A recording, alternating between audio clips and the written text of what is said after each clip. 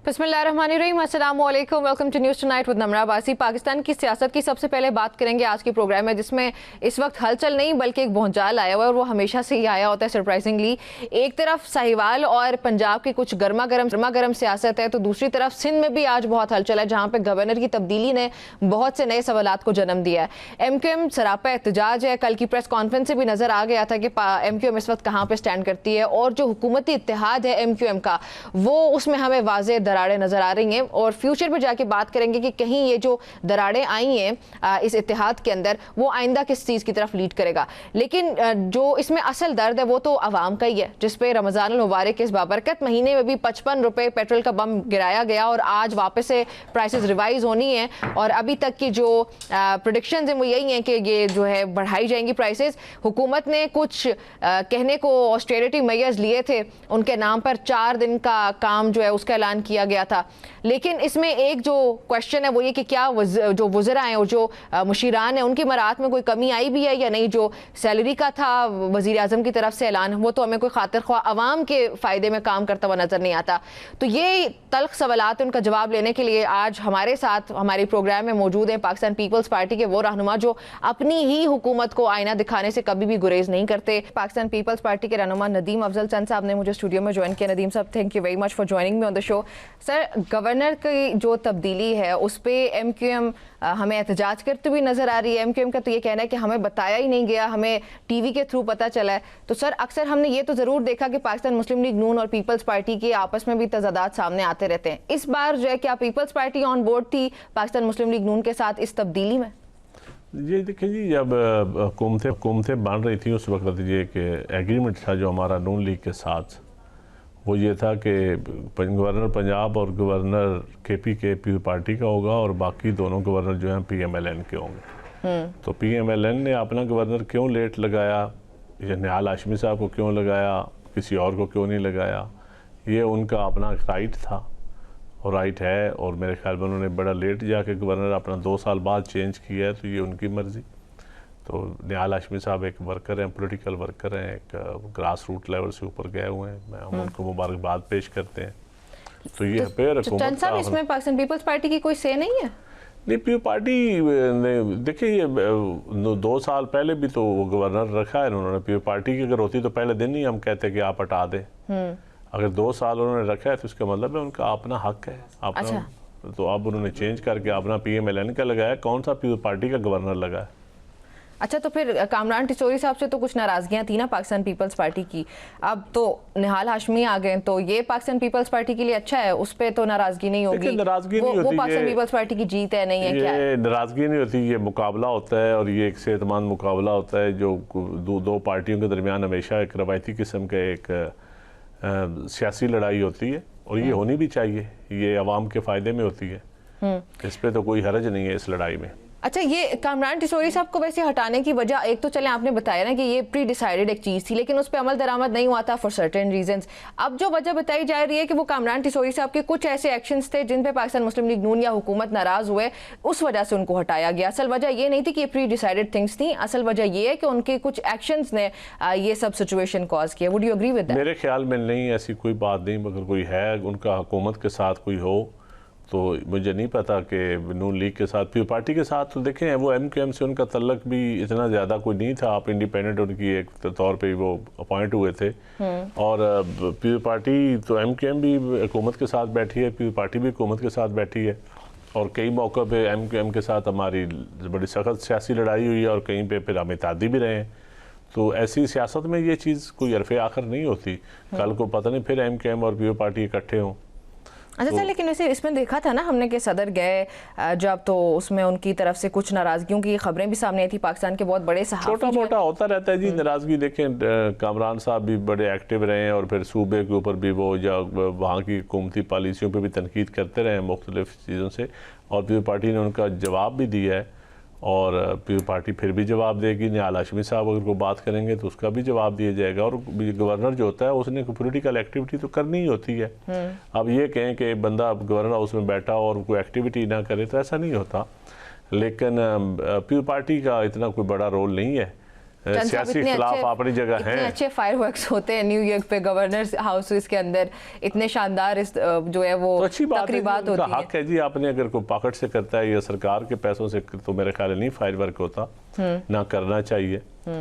तो governor house का budget peoples party ने तो बजट भी उनको दिया, वहाँ की हुकूमत ने जिस तरह KPK की हुकूमत ने अली मीन साहब के दौर में पीपल्स पार्टी के गवर्नर के साथ जो सलूक उन्होंने रखा, इस तरह का सलूक पीपल्स पार्टी ने तो MKM के गवर्नर के साथ नहीं रखा ना कभी भी। अच्छा, वैसे सर निहाल हाशमी साहब की शख्सियत को आप बहुत अच्छी तरह से जानते हैं, आप सियासत में आपने अपनी उम्र गुजार दी है।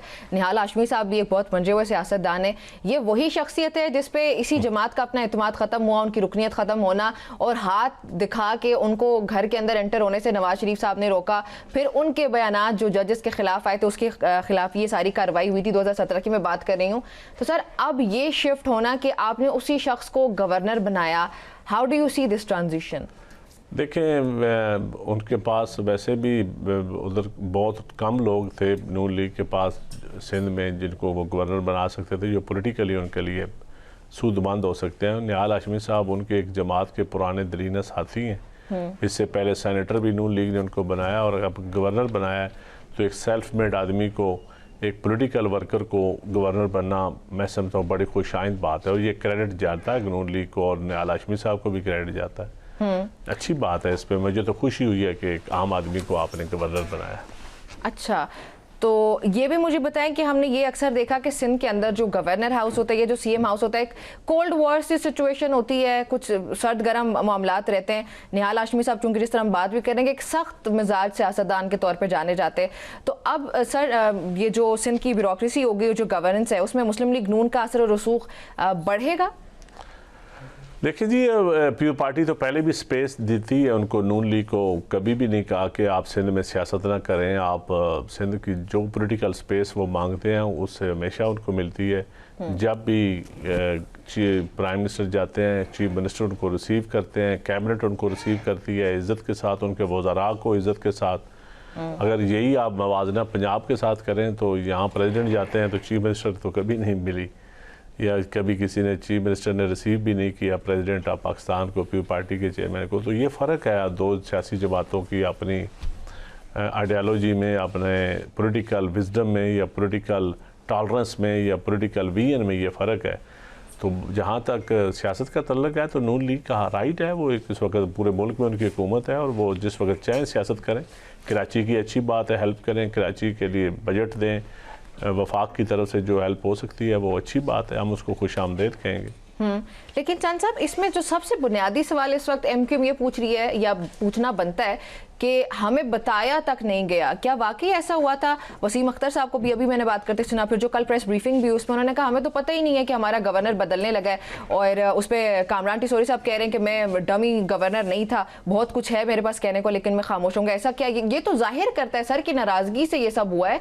ये प्री डिसाइडेड जो एक चीज़ थी, ये उस डिसीजन उन ग्राउंड्स पर नहीं लिया गया है।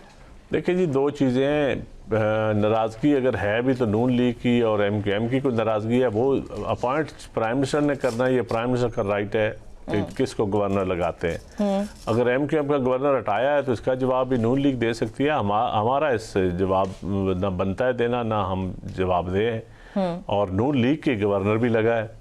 तो इसलिए आप ये किसी नून लीग के बंदे से सवाल करें या हुकूमती बंदे से तो वो ज़्यादा बेहतर होगा। चले, ठीक हो गया।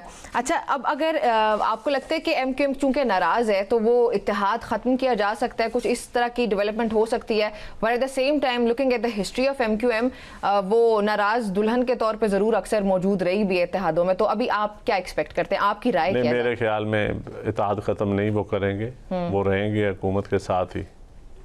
अच्छा, वो बिल्कुल रहेंगे। ठीक है, और उसकी कोई वजूहात क्या हो सकती है? क्योंकि ये जो नाराज़गी है वो सीरियस भी तो हो सकती है। नहीं, वो हमेशा हुकूमत में ही रहते हैं, इस वक्त हुकूमत नून लीग है तो हुकूमत में ही रहेंगे। अच्छा, मतलब ये कि वो अपनी हिस्ट्री जो है वो उसी अंदाज में कभी अपोजिशन में गए नहीं वो। अच्छा, वैसे ये साइंस क्या है? चंद साहब मेरे साथ फारूक सत्तार साहब थे आज से कुछ दिन पहले, मैंने उनसे यही सवाल पूछा था जो कि एक हीटेड अप डिस्कशन में बदल गया था। मैंने उनसे ये पूछा था कि आपकी हिस्ट्री भी ये कहती है कि आप लोग हमेशा हुकूमत के साथ रहें, अच्छे बुरे आपके रिलेशनशिप रहे, शिकायत करते रहे, आपकी बातें भी पूरी नहीं होती फिर भी आप होते हैं, अपोजिशन के बेंचेस पे जाके क्यों नहीं बैठते, इसमें मसला क्या है? तो वो उस पर ज़रा गुस्सा कर गए थे। इसकी वजह क्या है वैसे? देखिए, मैं इस वक्त उनके ऊपर कमेंट्स नहीं करना चाहता कि वो एक ऑलरेडी वो एक दुखी होंगे गवर्नर की वजह से, ऊपर से मैं उन पे सियासी जालाबारी करूं, ये मुनासिब नहीं है। अच्छा। और मेरे ख्याल में इस वक्त जो हुकूमत मुल्क है वो भी हालत जंग में है, तो हम इस वक्त इत्तेहाद की बात करनी चाहिए, ज़्यादा लड़ाई की बातें नहीं करनी चाहिए। ठीक है। वैसे सर, नून लीग के पास अब सादा अक्सरियत भी हमें देखने को मिलती है, तो नून लीग की पोजीशन तो बहुत स्टेबल है, तो अगर कोई इत्तेहाद छोड़ भी देता है तो मेरा नहीं ख्याल कि it would make much of a difference. नहीं, इत्तेहाद छोड़ने से फ़र्क यकीनन पड़ता है। अच्छा। जब भी कोई जमात छोड़ती है फ़र्क ज़रूर पड़ता है, और हुकूमतें अगर मेजॉरिटी में हों तो वो बेहतर तरीके से परफॉर्म करती हैं। लेकिन ये डिपेंड करता है कि आप गवर्नेंस मॉडल कैसा देना चाहते हैं। आप सारों को साथ मिला के कोई कंसेंसस के साथ डिसीजन लेना चाहते हैं, तो मेरे ख्याल है मौजूदा हुकूमत का वैसे भी जो पॉलिटिकल डिसीजन है वो ज़्यादा सोलो उनकी अपनी पार्टी के ही होते हैं, उसमें दूसरी पार्टियों का इनपुट थोड़ा ही होता है। अच्छा। और इस वक्त जो भी डिसीजन ले रहे हैं, खा वो टेररिज्म के हवाले से, तो यकीनन उन्होंने इकट्ठा किया है, लोगों को मीटिंग्स बुलाई हैं, और अब फॉरेन पॉलिसी के हवाले से भी जो इस वक्त हमारे पड़ोस में लड़ाई आ गई है, एक दुनिया एक जंग की तरफ जा रही है पूरी दुनिया, तो थोड़ा बहुत ऑन बोर्ड लिया है। अदरवाइज जो उनकी डे टू डे पॉलिसीज होती हैं वो तो नून लीग की अपनी होती है, उसमें तो कोई दूसरा का इनपुट इतना नहीं होता। अच्छा, वैसे केपी के गवर्नर तो सेफ है इसमें ना? ये कोई पता नहीं चलता आती रहती है ना, बिल्कुल सेफ जो है। हमें डाउट में डाल देती हैं कि भाई ये क्या हो रहा है। उनको अगर हटाएगी प्योर पार्टी, हटाए तो हटाए, नून लीग कैसे हटा सकती है जब तक हम हुकूमत के साथ खड़े। जो हमारी कॉन्स्टिट्यूशनल पोस्ट हैं जो पहले दिन से हमारे हिस्से में आई हैं वो प्योर पार्टी के पास ही रहेंगी। अच्छा, वैसे पंजाब की कुछ PMLN की शख्सियात की कोई नाराजगी नहीं है कुंडी साहब से? नहीं, कुंडी साहब से तो किसी की भी नाराज़गी नहीं है। कुंडी साहब से तो PMLN के लोगों की नाराज़गी कम ही है। जो इवन जो KPK की जो PMLN है वो भी उनसे बड़ी खुश है। अच्छा सर, 28वीं तरमीम के लिए हम कितना गियर्ड अप हैं? 28वीं तरमीम पे भी जी तो थोड़ा बहुत सलाह मशवरे तो हो रहे हैं, लेकिन कोई इतनी बड़ी पार्लियामान के अंदर या हमारी पार्टी के अंदर इस तरह डिबेट नहीं हो रही। इसका मतलब है अगर कोई हुकूमत की तरफ से ड्राफ्ट आएगा तो फिर डिबेट होगी, CC में होगी और यकीनन पार्लियामानी पार्टी में होगी, 2 ही फोरम है, उसके बाद ही हम कोई राय दे सकते हैं इसके ऊपर। अच्छा, वैसे बिलावल भुट्टो जरदारी साहब ने कहा था कि एक पार्लियामेंट से 2 आईनी तरमीम they are sufficient, they are enough. तो अब अगर 28 की बातें आती हैं तो पीपल्स पार्टी जो है वो उसके बारे में सोचने के बारे में बात कर सकती है, ये आपने कहा कि हम सोच सकते हैं इसके बारे में। देखें, ड्राफ्ट आएगा तो फिर बात करेंगे जी, इस वक्त अभी कोई राय नहीं दी जा सकती क्योंकि हवा में बातें और हवाई बातें। अच्छा, आज से कुछ दिन पहले मजे की बात है कि अक्सर सियासतदान ही कहते हैं गवर्नर की तब्दीली की जो बातें, ये हवाई फायरिंग हो रही है, ये सब खबरें से बातें ही, असल में कुछ नहीं होने लगा। 20 दिन के बाद जो है वो गवर्नर तब्दील हो गया ऑल ऑफ अ सडन। आईनी तरमीम हो या कानून साजी हो, ये पार्लियामान का काम है, पार्लियामान का यही बुनियादी काम है, और इस पे आप रोक भी नहीं सकते पार्लियामान को, और ये डिबेट डिस्कशन होनी चाहिए रिफॉर्म्स के लिए, या आप जो भी आप आए वक्त के साथ साथ आप चीज़ें तब्दील करना चाहते हैं तो डिबेट करने में कोई हर्ज नहीं है। लेकिन पॉलिटिकल जमातों की ओपन डिबेट पार्टियों के अंदर पहले होती है, फिर उसका पार्लियामान के अंदर होती है। तो जब पार्टी के अभी तक पार्टी के अंदर डिबेट नहीं हुई 28वीं तरमीम के बारे में। अच्छा, ठीक हो गया। सर, रमज़ान मुबारक का महीना ये वो महीना होता है जिसमें हुकूमतें ना रिलीफ देती हैं आवाम को। पाकिस्तान में इसका बिल्कुल उलट हमने देखा। चले ये बात भी अंडरस्टैंड करते हैं कि जो ग्लोबली सिचुएशन है वो इस तरह की है जहाँ पे governments are forced to do things जो कि वो शायद ना करना चाहते हों, लेकिन 55 रुपये का इजाफा करना, वो भी जब आपके पुराने स्टॉक्स ऑलरेडी आपके पास मौजूद हैं, जब आप खुद कह रहे हैं कि 1 महीने के ज़खायर हमारे पास मौजूद हैं, how did you see that decision sir? देखें जी, ये बड़ी ज्यादती है इस वक्त कि वो कंपनीज के पास तेल पड़ा था, PSO, पार्को, वास्कोल, सब कंपनीज के पास अच्छा खासा वाफर, गवर्नमेंट की स्टेटमेंट आई कि मेरे पास 2 महीनों का ज़खायर मौजूद है। अगर 2 महीनों के ज़खायर मौजूद थे तो 55 रुपए के हिसाब से जो मार्केट में खबर गर्दिश कर रही है वो तो कुछ 75-76 बिलियन का झटका है। और 75-76 बिलियन यानी कि 70 अरब ही आप समझ लें कंपनी ने कमाया है, तो किसी ने तो उसमें से जायका लिया होगा जैसे ना। मिफ्ता इस्माइल वगैरह के जो नंबर हैं वो तो 82-85 अरब रुपए तक की बात कर रहे हैं सर, तो वो 82-85 अरब रुपए 85 कहाँ हो गया? या 80 अरब हो, जो भी है आवाम की जेबों से अचानक रातों रात निकाला गया है। अच्छा, ये ज्यादती है, ये गलत पॉलिसी है बिल्कुल, और इसमें ज़रूर किसी ने माल कमाया होगा। ये मैं बिल्कुल नहीं समझता कि पाकिस्तान में इतने लेवल पे कोई कंपनीज पैसे कमा जाएं और किसी को हिस्सा भी ना दें, ऐसे फैसले नहीं होते। अच्छा, और हो भी कौम आवाम के ख़िलाफ़ फैसला हो जिसकी पॉलिटिकल एक कीमत देनी पड़ती है, तो पॉलिटिकल कीमत दे के तो बाबा कायद आज़म की कीमत ले लें तो क्या आ रहा है। तो चंद साहब आप लोग इत्तेहादी, आप लोगों ने ले ली होगी। सर, आप लोग इत्तेहादी हैं, आपकी दूसरी जमात है जो कि इस वक्त हुकूमत में है, उसका अगर डिसीजन जिस पे आपका खुद जाती तौर पे इतना एतराज़ है, आप कह रहे हैं कि ये नहीं, हमें पी पार्टी को पेट्रोलियम की कीमतें बढ़ाने में बिल्कुल एतराज़ है जी, बिल्कुल। हमने तो अपना एहतजाज अपना रिकॉर्ड करवाया है, मैं समझता हूँ। नहीं देखें, हमारा यही उनसे है कि ये गलत फैसला है उनका और इसकी पॉलिटिकल प्राइस उनको पे करनी पड़ेगी।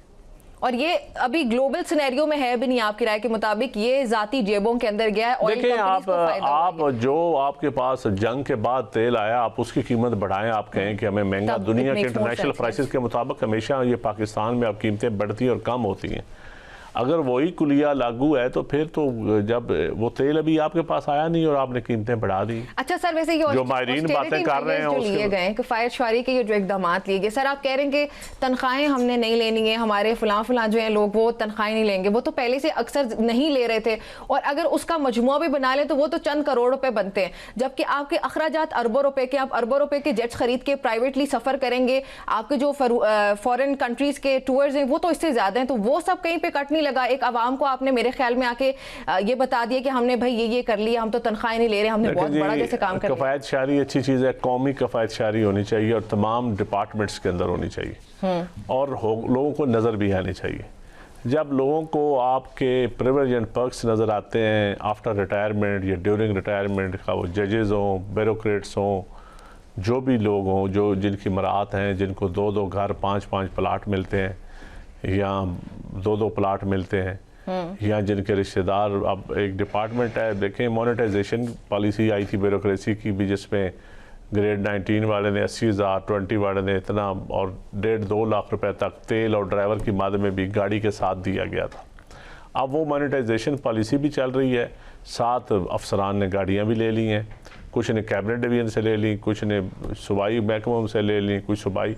देखें फिर दफातर, आप बड़े बड़े खूबसूरत दफातर, नए बिल्डिंग्स आप बना रहे हैं, नई बिल्डिंग्स आप लोगों के बैठने की बुला रहे हैं, और जो इदारे डिलीवर भी नहीं कर रहे हैं उनके लिए आप बिल्डिंग्स भी बना रहे हैं। तो मेरे ख्याल है इदारा जाती रिफॉर्म्स पहले होनी चाहिए, और कई डिपार्टमेंट ऐसे भी हैं जिनके पास वसाइल हैं भी बहुत कम, तो मैं समझता हूँ कि उनको भी देना चाहिए, लेकिन आवाम के पैसा जो है उसको बड़ा सोच समझ के इस्तेमाल करना चाहिए। आवाम मुश्किल हालात में, 80% आवाम मुश्किल हालात में। तो सर ये जो आपने एक फैसले पर तनकीद की ना कि हुकूमत की जो पेट्रोलियम प्राइसेस में हाइक हमने देखा है या जो ये बढ़ाई गई हैं, ये बिल्कुल भी जस्टिफाइड नहीं है, but at the same time जो ये मेजर्स दिखाए गए किफ़ायत शुआरी के हुकूमत की तरफ से, वो भी जस्टिफाइड दिखाई नहीं देते, बिकॉज वो इवेंचुअली आवाम को फायदा नहीं दे रहे। जिस तरह होना चाहिए, देखें जी तमाम डिपार्टमेंट्स, अब देखें आप एक जज रिटायर होता है, वो वैसे भी माल कमा गया है, और वो फिर ले पेंशन भी 18-18 लाख 20-20 लाख ले तो कोई तुक नहीं बनता। अब वापडा के सरकारी मुलाजम है, उनको मुफ्त बिजली मिलती है, गैस के सरकारी मुलाजम है, उनको गैस मुफ्त मिलती है। तो ऐसे प्रोटोकॉल आप देखें, आप डिस्ट्रिक्ट में, तहसीलों में, ज़िलों में जाएं, आप मोटरवे पे, बड़ी हाईवे पे सफ़र करें, एलीट की गाड़ियाँ, पुलिस के स्क्वाड, जिस तरह ब्यूरोक्रेसी के साथ, मतलब महाराज पे कट नहीं लग तो रहा है। मेरे ख्याल में ये एक हमें कल्चर ख़त्म करना पड़ेगा, और इस पे यकीनन एक कौमी हमारा और चंद साहब, जेट्स के बारे में आपकी क्या राय है? वो खरीदने चाहिए, क्योंकि मेरे प्रोग्राम में एक रहनुमा थी, उन्होंने कहा कि सीएम के लिए बड़ा ज़रूरी है कि उनको ये जेट खरीदा जाए, क्योंकि अगर फ़र्ज़ करें कि उनको किसी जगह पे जल्दी पहुंचना है तो वो जल्दी ट्रैवल करके पहुंच जाएंगे। देखिए ये बहुत ज़रूरी था। सीएम का तो राइट है, जहाज़ सीएम के पास होना चाहिए, इसमें कोई हर्ज नहीं है। अच्छा, लेकिन जहाज़ का इस्तेमाल क्या होता है, या ब्यूरोक्रेसी के पास, मिनिस्टर्स के पास, या और बड़े बड़े अहदेदारों के पास 1-1, 2-2 जहाज़ हैं, वो भी तो कौम का ज़्यादती है कौम के साथ। तो मेरे ख्याल में अगर कोई पूल बना देते, जिस पूल से एक जेट मतलब जिस तरह PIA है, जिस तरह एयरफोर्स के पास जहाज़ हैं और उसको आप इस्तेमाल कर लें, आप रेंट पे ले लें, सूबाई ले लें, तो अगर पूल होता, कोई पूल में जहाज़ होते, बजाय हर एक अपना अलहदा जहाज़ ले, और फिर पब्लिक को आप बताएं भी, फिर एक लॉक बुक होती है जी, वो लॉक बुक होती है हर गाड़ी के इस्तेमाल में। गोरे ने जब निज़ाम बनाया था ना, तो ड्राइवर लॉक बुक लिखता था कि मैं इस्लामाबाद से लाहौर जा रहा हूँ, क्यों जा रहे हैं, अच्छा, क्या पर्पज़ है, क्या मकसद है, कितने किलोमीटर सफ़र तय किया, कितना TAD लिया, कितना तेल उसमें आया। तो अगर जहाज़ों की ये चीज़ पब्लिक आप कर देना, अगर इतना ट्रांसपेरेंट है काम, तो जो लोग भी जहाज़ गवर्नमेंट के इस्तेमाल कर रहे हैं, अगर वो पब्लिक कर दें, आप ट्रांसपेरेंट ओपन कर दें, हर बंदा बटन दबाए और वो देख ले कि हमारा जहाज़ किस मकसद के लिए इस्तेमाल हो रहा हो, और डे टू डे वो लॉक बुक जहाज़ों की या गाड़ियों की वो नेट पे पड़ी हो, तो मेरे ख्याल में ट्रांसपेरेंसी आएगी, लोगों को इत्मीनान होगा। लोगों को जहाज़ों पे इतराज़ नहीं है, तरीक़ाकार पे, इस्तेमाल पे, अशराफिया की जो पैसों का ज़िया है, और डिलीवर भी आप कुछ नहीं कर रहे, इस पे लोगों को इतराज़ है। अच्छा, चंद साहब, इमरान खान की जो हस्पताल मुंतकली की दरख्वास्त थी कल, वो इस्लामाबाद हाई कोर्ट में समाअत में मुस्तरद हुई है और एक मेडिकल बोर्ड तश्कील दिया गया, उन्हीं डॉक्टर्स पे मुश्तमिल है जो कि पहले से उनको देख भी रहे थे, और वो ब्रीफ करेंगे फैमिली मेम्बर्स को। सर, एक छोटा सा मामला है, एक साबिक वज़ीर-ए-आज़म है, वज़ीर-ए-आज़म से बढ़ के वो एक इंसान है, वो बीमार हुआ है, उसको उसके जो पर्सनल डॉक्टर्स हैं वो रिक्वायर्ड हैं, या एटलीस्ट उसकी फैमिली को देखने जाना चाहिए, ये मामला किस तरह से हैंडल हुआ है? वज़ीर, कोई आम इंसान भी हो, उसको मराद जेल मैनुअल के तहत भी उसका राइट है, हॉस्पिटल जेल से चेक करवाए, बाहर से करवाए, और अगर कोई मुल्क का साबिक वज़ीर-ए-आज़म है या सियासतदान है, उसको तो यकीनन आपको उसकी पार्टी को मुतमईन करना चाहिए, उसके वोटर को मुतमईन करना चाहिए, और आप इंसानी बुनियादों पे आप मुखालफत किसी हद तक होती है। मैं समझता हूँ इलाज मुआवजे में सियासत नहीं होनी चाहिए इसके ऊपर, और गवर्नमेंट को बड़ा खुले दिल के साथ उनका इलाज करवाना चाहिए, और उनकी फैमिली को और उनके वोटर्स को उनसे मुलाकात भी उनके लोगों, उनके पार्टी के लोगों की हो जाए तो क्या रह जाए। मैं तो इस चीज़ पे बिलीव नहीं करता जी, मैं समझता हूँ ये। अच्छा, इंटरेस्टिंगली चंद साहब, इसमें मैंने जितने भी पाकिस्तान पीपल्स पार्टी के लोगों को इंटरव्यू किया है, all of them have said the same thing. तो ये मतलब ओवरऑल आपकी पार्टी की, आपकी जमात की यही राय है, क्योंकि ज्यादातर लोग यही बोलते हैं कि इमरान खान को हम इन फेजेस से गुजर चुके हैं ना जी। शहीद जुल्फ़िकार अली भुट्टो 6/6 के काल कोठरी में रहे हैं, फिर आपने दिन दिहाड़े उनको फांसी दी। शहीद मोहतरम बेनज़ीर भुट्टो को आप काल कोठरी में रखा, ऊपर से बल्ब जला के रखा, सखर मच के जेल में रखा। आसफ अली ज़रदारी को आपने 14 साल जेल में रखा, ज़बान तक काटी, फिज़िकल तशद्दुद किया, और फिर उसके बाद भी पीपल्स पार्टी के कारकुन तो जेलों में कोड़े खा चुके हैं, उनके नाखून खींचे जाते थे। हम इस फेज़ से गुजर चुके हैं। हम समझते हैं कि ये किसी जमात के साथ भी नहीं होना चाहिए, और पॉलिटिकल लोगों के साथ तो बिल्कुल नहीं होना चाहिए। और आम भी कैदी के राइट हैं, कैदी के अवलाती के एक राइट्स होते हैं, उन राइट्स पे मैं समझता हूँ ये कौन सा कॉलोनियल दौर है। आप इस मुल्क में अदलिया है, लेकिन सच्ची बात है जुडिशल सिस्टम कमज़ोर है, जिस वजह से किसी के कैदी के या अवलाती के राइट्स प्रॉपर नहीं मिल रहा है उनको। और जेल मैनुअल में भी बड़ी कबातें हैं। गोरे ने ये जेल मैनुअल बनाया हुआ है, किसी ने रिफॉर्म भी नहीं आज तक की इसमें। वो पुराने जो हमारे पुराना 1935 का या 76 का पुराना जेल मैनुअल है। और अगर बिलफर्ज ये एक अलमिया है, मैं कोई सियासी बात नहीं कर रही हूँ, जब कभी रिफॉर्म की कोई बात भी होती है, चाहे वो किसी भी चीज़ के अंदर हो, तो वो ज़ाती मफाद के लिए किया जाता है, तो वहाँ पे रिफॉर्म मैं बताता हूँ। खान साहब का दौर था तो उस वक्त भी हमने, मैं खुद कैबिनेट में था उनमें, मैं तो हमने शोर डाला कि जेल रिफॉर्म्स करें। उन्होंने अली जफ़र को जेल रिफॉर्म्स कमेटी का सरबराह बनाया, फिर अलीम खान साहब भी जेल रिफॉर्म्स में बने सरबराह। लेकिन सच्ची बात है तब्दीलियाँ नहीं आ सकी, जेल रिफॉर्म्स नहीं हो सकी। और यकीन करें आप, जेल अल्लाह ताला न कभी किसी को ले जाए, लेकिन आप जेल के जाके लोगों के हालात तो देखें, और जो उनकी फैमिलीज मुलाकात करने जाती हैं कभी उनके हालात तो देखें। आपके पास जेल में पैसे ना हो तो आपके साथ जानवरों जैसा सलूक होता है। गेट से लेके और आखिर तक आपको बैरक में ये शिफ्ट करने तक जो आपकी चक्की होती है, आपके लंगर में आपके जो आपके साथ सलूक होता है, अगर आपके पास पैसे हैं तो फिर आपकी बेहतर जेल गुजरती है। वरना आप समझे कि जिस तरह आप जानवर जंगल में होते हैं इसी तरह आप जेल में होते हैं। अच्छा चंद साहब, आखिरी मेरा आपसे सवाल होगा कि अभी जो जंग की सूरत हाल है, पाकिस्तान की पोजीशन मुझे ज़ाती तौर पे बहुत टफ स्पॉट लगता है कि पाकिस्तान के लिए एक है कि जहाँ पर पाकिस्तान को ईरान के साथ बॉर्डर्स है, अफगानिस्तान के साथ हमारी ऑलरेडी एक जंग चल रही है, उसके बाद US के साथ आपके डिप्लोमेटिक टाइज वो हाईएस्ट लेवल पे हैं इन गुड टर्म्स। तो सर अभी as we speak prime minister का सऊदी अरब में मौजूद होना, आपके फील्ड मार्शल का वहाँ पर मौजूद होना, और फील्ड मार्शल की जो प्रेजेंस है वो हमने कॉम्बैट ड्रेस ड्रेस में देखिए instead of a ceremonial dress, हालांकि इस तरह के किसी टूर पे या इस तरह के विजिट के ऊपर सेरेमोनियल ड्रेसेस देखे जाते हैं, तो ये कॉम्बैट ड्रेस हमें क्या सिग्निफिकेंस क्या है इसकी और ये क्या मैसेजिंग दे रहा है और ये विजिट कितना इंपॉर्टेंट है? देखिए जी, पाकिस्तान की यकीनन अहमियत बड़ी अहम है एक हवाले से, क्योंकि पाकिस्तान एक इस्लामी मुल्क है और फिर एक एटॉमिक कंट्री है, और दूसरा हमारे सऊदी अरेबिया के साथ, अरब ममालिक के साथ भी अच्छे तल्लुकात हैं, और ईरान भी हमारा बरादर इस्लामी मुल्क है। लेकिन गज़ा के ऊपर भी पाकिस्तान की एक हिस्टोरिकल पोजीशन है। फ़लस्तीन के लोगों के लिए पाकिस्तान की किस आल पार्टीज़ की पाकिस्तान एज ए रियासत हमारी एक पोजीशन है। तो एक गज़ा के लोगों के साथ जुल्म हो रहा है, और ईरान के गज़ा की वजह से ईरान के ऊपर भी आपने चढ़ाई कर दी है। तो अब मुश्किल तो है पाकिस्तान के लिए, लेकिन तारीख़ में ये मौजूदा हुकूमत देखते हैं सुरखरू होती है कि नहीं होती। अल्लाह करे ये सुलह करवाने में कामयाब हो जाए, ये जंग बंदी करवाने में इनका कोई किरदार हो जाए। हमें जंग में बिल्कुल शामिल नहीं होना चाहिए, बड़ा सोच समझ के होना चाहिए। और फिर मज़लूम एक साइड पे खड़े हैं और एक साइड पे जालिम इजराइल है और उसके इत्यादी हैं। तो ये फैसला तो आपने करना है, आप जालिम के साथ खड़े होना है या मज़लूम के साथ। यहाँ आपने बचाना है उन मज़लूमों को सुलह का रास्ता निकालना है, अपने इस्लामी ममालिक को लड़ाई से बचाना है। हमें सऊदी अरेबिया के साथ भी हमारा मुआहदा है, सऊदी अरेबिया में पाकिस्तान नेगोशिएशंस की तरफ लेके जा सकता है। देखिए कोशिश करनी चाहिए जी, बिल्कुल ले जा सकते हैं, और पाकिस्तान में मुझे उम्मीद है कि हमारी हुकूमत जो है वो कोशिश कर रही है इस पे। अच्छा। और क्योंकि प्राइम मिनिस्टर साहब भी और फील्ड मार्शल साहब भी सऊदी अरेबिया का और दौरे कर रहे हैं, और तुर्की की गवर्नमेंट के साथ भी, और तमाम ममालिक, ईरानी प्रेसिडेंट से भी प्राइम मिनिस्टर की बात हुई है। तो मुझे उम्मीद है और मेरी दुआ है कि अल्लाह करे हमारा। मुझे भी लगता है इसमें MBS का होना, फील्ड मार्शल पाकिस्तान का होना और टर्की वगैरह का, ये बड़ा इंपॉर्टेंट रोल प्ले कर सकते हैं नेगोशिएशंस की तरफ लेके जाने के लिए, और कहीं ना कहीं कोई डायलॉग को लॉन्च करने के लिए 4-5 पर्सनैलिटीज अगर मिल जाती है, कौम को इस मामले में पुतिन का बड़ा इंपॉर्टेंट रोल हो सकता है। इस मामले में पूरी कौम को हुकूमत को इत्मीनान देना चाहिए, और हुकूमत के लिए मैं समझता हूँ ज़रूरी है उस एतमाद पे ईमानदारी के साथ पूरा उतरे, बिल्कुल, बजाय इसके कि अवाम के एतमाद को ठेस पहुँचे। अवाम की जो ख्वाहिश है, अवाम का जो सेंटिमेंट है, हुकूमत को वही फैसला करना चाहिए उसी के मुताबिक।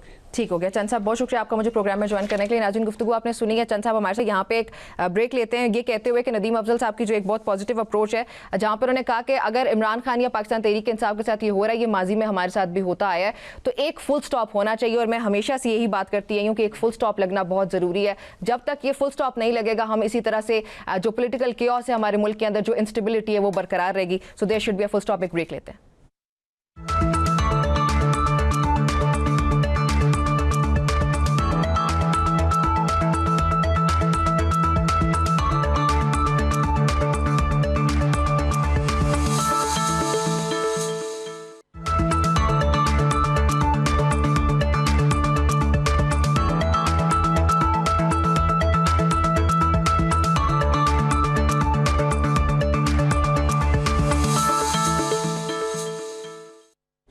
जी welcome back to news tonight with Namra Abbasi. Programme के सेगमेंट में इस वक्त की जो सबसे बड़ी और तशवीशनाक खबर है उस पर ज़रा बात करते हैं। खित्ते की सूरत हाल यकसर बदल चुकी है। पाकिस्तान और अफगानिस्तान के दरमियान कशीदगी सिर्फ कशीदगी नहीं बल्कि सिफारती बयानात तक महदूद नहीं रही है, उसमें खुली जंग की सूरत उसने पहले से इख्तियार कर रखी थी, जो कि अभी भी बरकरार है। अगर मैं लास्ट 48 आवर्स की बात करूँ तो उसने जो पूरा खित्ता है उसको हिला के रखा, और उसके विटनेस हमें बार बार मिल भी रहे हैं कि किस तरह से पाकिस्तान जो दहशत गर्दाना कार्रवाइयाँ अफगानिस्तान की तरफ से हो रही हैं उसके खिलाफ अपना ऑपरेशन जारी रखे हुई है। पाकिस्तान की जानिब से ऑपरेशन गज़ब लिल हक के तहत काबुल और कंधार के अंदरूनी इलाकों में जो कार्रवाइयाँ हैं वो जारी हैं, जिसमें मुबैना तौर पर दहशत गर्दों के ठिकानों और अहम तंजीबात को आज भी निशाना बनाया गया, और लास्ट 48 आवर्स की उसमें भी ऐसे ही जारी रहा। अच्छा, दूसरी जानिब तालिबान हुकूमत का सख्त मौक़िफ़ सामने आया, जिन्होंने उसे अपनी खुद मुख्तारी पर हमला करार देते हुए भरपूर जवाबी कार्रवाई का ऐलान किया, और एक बार फिर से ये कहा कि पाकिस्तान ने अटैक किया। हालांकि पाकिस्तान अटैक नहीं कर रहा, पाकिस्तान रिटेलिएट कर रहा है। तो ड्यूरिन लाइन पर तोप खानों की गरज और सरहद के दोनों पार बढ़ती हुई नकल मकानी ने एक संगीन इंसानी बुरान को भी दूसरी तरफ जन्म दे रखा है।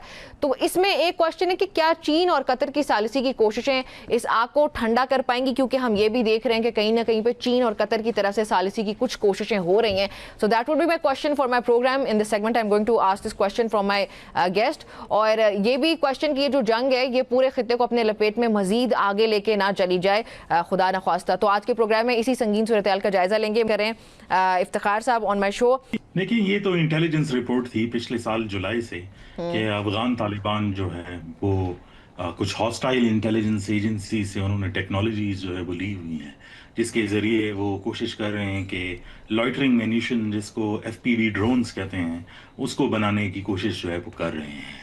अच्छा। और एक खदशा ये भी था कि जब इंडिया पाकिस्तान की जंग हो रही थी, तो जो वेस्टर्न बॉर्डर पर, खुसूसी तौर पर बलूचिस्तान के अंदर और केपी के अंदर जो ड्रोन्स आए थे, उनके ओरिजिन के बारे में स्पेकुलेशन थी कि ये कहाँ से उड़ के आए हैं, और उसमें एक थ्योरी ये भी थी कि अफगानिस्तान से, जलालाबाद से उड़ के आए हैं। अब जब ये सिचुएशन पाकिस्तान और अफगानिस्तान की जंग की हम देख रहे हैं, तो आज के दिन में तकरीबन कोई ऑलमोस्ट 8 जो है वो ड्रोन्स रिपोर्ट हुए हैं पाकिस्तान की टेरिटरी में, Oh my God. जिसमें तकरीबन 3 जो है वो कोहाट, जो खैबर पुख्तूनख्वा का डिस्ट्रिक्ट है, वहां पर कैंटोनमेंट के इलाके के पास आकर गिरे हैं। उसमें कोई डैमेजेस जो है सच सामने नहीं आई है मेजर, उसमें 3 इंजरीज जो है वो सामने आई है। और उसके बाद फिर हमने देखा कि शाम के टाइम पर जो क्वेटा है, उसके मुजाफाती इलाकों में एक ड्रोन गिरा जो घर के ऊपर जाके गिरा, जिसमें 2 बच्चे जो है वो जख्मी थे, और फिर एक कैंटोनमेंट की हदूद में आकर जो है वो मिलिट्री इंस्टॉलेशन के करीब गिरा, जिसमें कोई डैमेजेस जो है वाज़ेह तौर पर या इंजरी सामने नहीं आई। अब से कुछ ही देर पहले हुकाम ने इस बात की तस्दीक की, क्योंकि अफ्तारी के फौरन बाद हमने देखा कि एक इस्लामाबाद में एक आवाज़ जो है वो आई जो धमाके की सी थी। True. फिर ये जो है I-8 के करीब से जो है जो सेक्टर है वहाँ से रिपोर्ट हुआ, और इतलात ये आई हैं अभी तक कंफर्म कि 2 ड्रोन्स जो थे वो फैज़ाबाद के ऊपर वो लॉइटरिंग म्यूनिशन के तौर पर वहाँ पर करीब जो है वो घूम रहे थे, जिसको पाकिस्तान एयर डिफेंस ने जो है मार गिराया। इम्पॉर्टेंट बात यह है कि एयर डिफेंस की वजह से, क्योंकि जब वो एक्टिवेट होता है तो उसका एक अपना बूम साउंड होता है, तो लोगों को तशख़ीस थी कि आवाज़ किस चीज़ की है, समझे कि शायद कोई धमाका हुआ, और फिर रूमर्स आने लगे कि शायद ये सोनिक बूम है, शायद एयर जेट्स की वजह से है। लेकिन अब हुकाम ने उसकी तस्दीक जो है वो कर दी कि ये ड्रोन से वो जो है वो मार गिराया गया है। अच्छा, ये मकासद इसके पीछे क्या हो सकते हैं वो भी प्लीज़ हमारी आवाम को बताइएगा। जो आम आदमी है वो ये ज़रूर अंडरस्टैंड करना चाहेगा कि जो हमारा दुश्मन है उसके इसके पीछे मकासद क्या है और किस तरह से पाकिस्तान उसको काउंटर कर रहा है, और जो सेफ्टी और सिक्योरिटी है उसको तरजीह ही कंसिडर करते हुए, मतलब everybody is safe and secure. देखें, ये निमरा जो सिचुएशन बन के आ रही थी उसमें एक बहुत क्लैरिटी थी। आपने जो है ये बात भी की कि चाइना कोशिश कर रहा था और कतर भी जो कोशिश कर रहा था कि ये मामला जो है वो ठंडा हो जाए, लेकिन पाकिस्तान के पास ऐसी इंटेलिजेंस मालूमात थी कि अगर ये मामलात वापस सीज फायर की तरफ जाते हैं तो जो काम अभी हो रहा है ये बाद में भी यही होना था। लिहाजा जो कल रात को पाकिस्तान ने प्रीएम्प्टिव जो है वो स्ट्राइक्स किए, जिसमें 4 जगहों पर पक्तिया, पक्तिका, उसमें नंगरहार है, काबुल है, उनको जो है वो टारगेट जो है वो किया है। और खुसूसी तौर पर अगर आप रिपोर्ट्स जो है वो देख लें तो उसमें जो एयरपोर्ट के करीब के जो इलाके हैं वो उसको पाकिस्तान ने टारगेट किया है। पाकिस्तानी इंटेलिजेंस के जराए के मुताबिक ये वो हाउसेस, सेफ हाउसेस थे या स्टोरेज फील्ड्स थी जहाँ पर ये ड्रोन्स जो है उन्होंने रखे हुए थे और इस्तेमाल करने के लिए किसी वक्त भी इस्तेमाल जो है वो कर सकते थे। तो ये एक प्रीएम्प्टिव स्ट्राइक की शक्ल में जो है ये बात सामने आई है। और आज की जो एक्टिविटी हुई है, आपको याद होगा कि जो उनके डिफेंस मिनिस्टर है मुला याकूब, डिस्पाइट द फैक्ट कि उस वक्त जो है वो बातचीत चल रही थी और ममालिक भी सालिसीन जो है वो कोशिश भी कर रहे थे कि मामलात जो है वो ठंडे हो जाए, लेकिन उनकी तरफ से यही स्टेटमेंट आया था कि अगर काबुल के अंदर जो है कुछ होता है तो हम इस्लामाबाद को जो है वो स्ट्राइक करेंगे। अच्छा, यहाँ पे हमारी गुफ्तगू जारी रहती है, एक ब्रेक शामिल करते हैं, वापस आते हैं।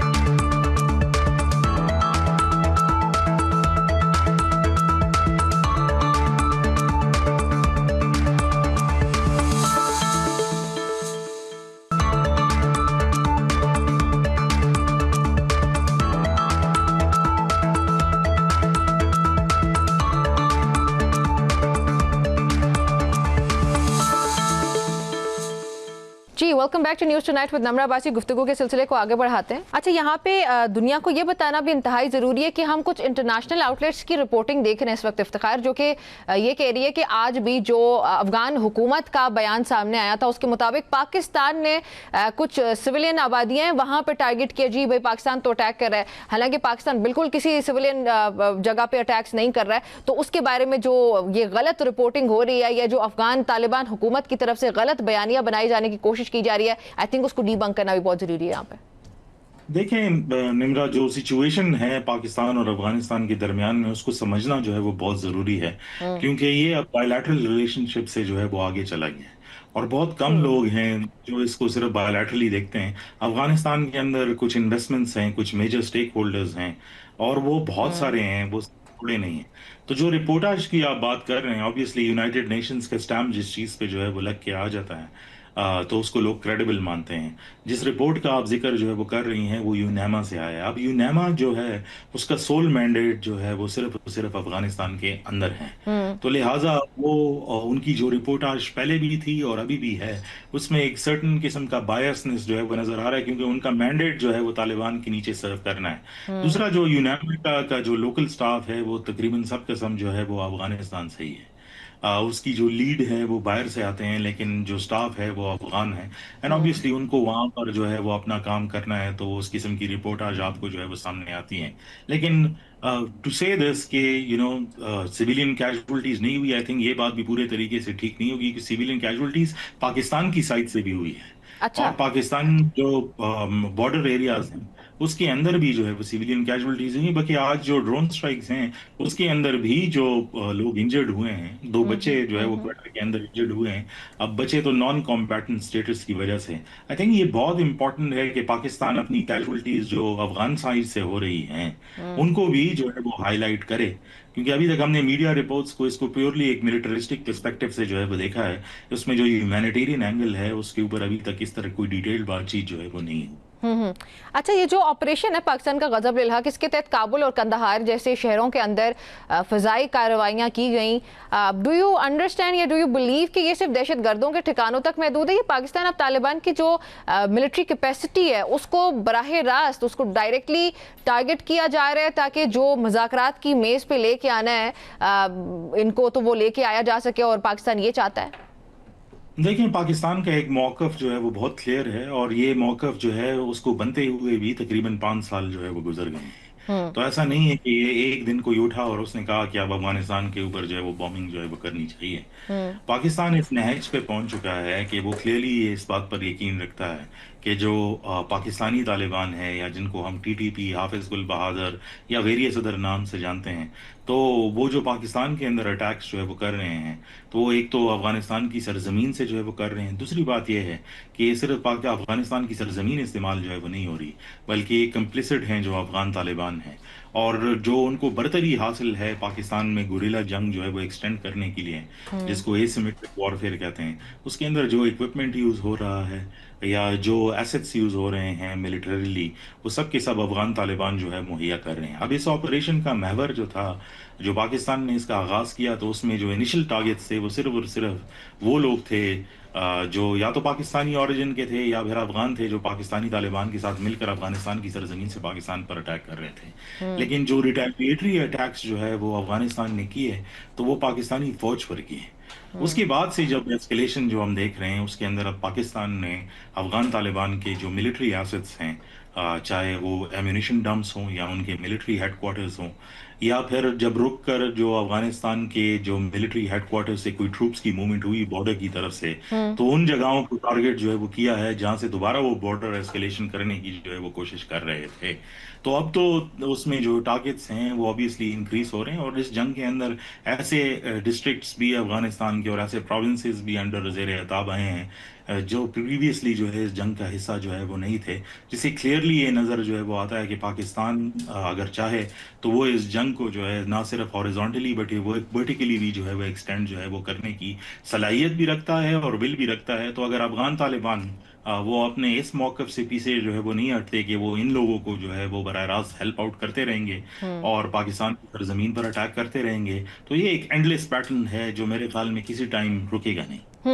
अच्छा, हम ये देख रहे हैं कि बीजिंग और दोहा के अंदर इस वक्त कुछ जो सफारती बागडोर चल रही है। आपको लगता है कि चीन के पास इतना असर और रसूख है कि वो दोनों ममालिक को जंगबंदी पर मजबूर कर सके, या ज़मीनी हकायक इतने तल्ख हो चुके हैं कि अब सफारतकारी के लिए जगह बहुत कम पड़ चुकी है, या हम अभी भी बिलीव कर सकते हैं कि शायद कहीं ना कहीं पे कोई डिप्लोमेटिक चैनल के थ्रू कोई इस तरह के एलिमेंट्स आते हैं जहाँ पे डिप्लोमेसी वापस टेक ओवर कर ले? देखिए, 4 ममालिक ऐसे थे जो कोशिश कर रहे थे, उसमें टर्की, कतर चाइना। और उसमें चाइना और यूएई। यस। ये चारों ममालिक जो है वो कोशिश कर रहे थे कि ये जंगबंदी हो जाए और दोनों के मामलात जो है वो बेहतर हो जाएं। अब जो जीसीसी गल्फ की कंट्रीज हैं जिसमें यूएई और कतर हैं, obviously they are fighting their own demons. जो वहाँ पर इरानियन अटैक्स जो है वो हो रहे हैं, जो यूएस बेसेस हैं वहाँ पर, तो वो इस टाइम पर अपनी एक जंग के अंदर मसरूफ है। वो सालिसी की कोशिश अब सिर्फ फोन कॉल्स तक महदूद जो है वो रह गए हैं। उसके अंदर कोई प्रोएक्टिविज्म इस टाइम पर जो है वो नजर नहीं आया। लेकिन जो एक मुल्क है जो कंसिस्टेंटली अपने नुमाइंदे जो है वो शटल कर रहा है बिटवीन इस्लामाबाद, बीजिंग और काबुल, वो चाइना है। तो हमने देखा जो वैंग फू है, जो उनके स्पेशल रिप्रेजेंटेटिव हैं इस एरिया के लिए, उन्होंने काबुल के अंदर जो है एक मीटिंग की, फिर वो इस्लामाबाद के अंदर एक डेलीगेशन के अंदर उन्होंने जो है वो मीटिंग की और कोशिश की कि इस मामले को निपटाया जाए। जो जराए हैं वो इस बात की तस्दीक करते हैं कि पाकिस्तान भी डिप्लोमेसी के लिए ओपन है, लेकिन जो 5 पॉइंट्स पाकिस्तान स्ट्रेस कर रहा है, जिसके अंदर ऑब्वियसली एक डीमिलिटराइज बॉर्डर और एक वेरीफाइबल बॉर्डर मैकेनिज्म, या फिर जो वो लोग पाकिस्तान को वांटेड हैं वो अफगान तालिबान ने हैंड ओवर करने हैं, वो अफगान तालिबान की तरफ से जो है उस पर अभी तक जो है कोई एक्सेप्टेंस उसकी नहीं आई। तो जो डिप्लोमेसी का आंसर है, मेरे ख्याल में चाइना दोनों ममालिक में ऐसा असर और रसूख रखता है कि वो ऑब्वियसली कन्विंसिंग उसकी एक पावर है। लेकिन अगर मुतालिबात जो है वो नहीं माने जाते, क्योंकि सिर्फ एक साइड से तो बात नहीं हो सकती। अगर अफगान तालिबान जो एक पॉइंट्स पे, जिन पॉइंट्स पर उन्होंने जो अग्री किया, चाहे वो कतर के अंदर हो चाहे वो तुर्की के अंदर हो, और वो सारी निगोसिएशन प्रोसेस अभी तक इनकम्प्लीट है, उसका अभी तक किसी कोई एग्रीमेंट पर वो नहीं पहुंची, तो उससे बात आगे जा नहीं सकती। लिहाजा आज भी जो है जो चाइनीज रिप्रेजेंटेटिव हैं उन्होंने अफगान जो फॉरेन मिनिस्टर हैं उनसे जो है वो बातचीत जो है वो की है और वही बातें दोहराई हैं जो वो पहले करते रहे हैं। लेकिन उस कॉल के बाद आप देख रहे हैं कि दोबारा जो है वो एस्केलेशन अफगानिस्तान की तरफ से हुई है। ठीक है, Iftikhar, you took out your time for me and my show. Thank you very much for joining. बहुत शुक्रिया। आपने सुनी आज के प्रोग्राम से इतना ही, मुझे इजाजत दीजिए। अल्लाह हाफिज।